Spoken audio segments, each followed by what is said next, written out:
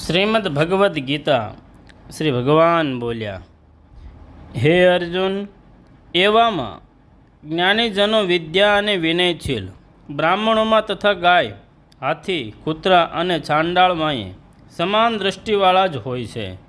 જેમનું મન સમભાવમાં સ્થિત છે, તેમણે આ જીવંત અવસ્થામાં જ સકળ સંસાર જીતી લીધો છે.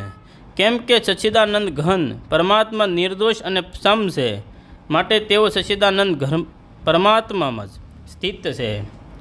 જે માણસ પ્રિયને પામીને હરખાય નહીં, તેમજ અપ્રિયને પામીને અકળાય નહીં, એ સ્થિત બુદ્ધિનો અને સંશય વિજ્ઞાનો બ્રહ્મવેતા મનુષ્ય સચ્ચિદાનંદ ઘન પરબ્રહ્મ પરમાત્મામાં એકાંત ભાવે કાયમ સ્થિત છે. જય શ્રી કૃષ્ણ. શ્રીમદ ભગવદ્ ગીતા શ્રી ભગવાન બોલ્યા, હે અર્જુન, એવામાં જ્ઞાનીજનો વિદ્યા અને વિનય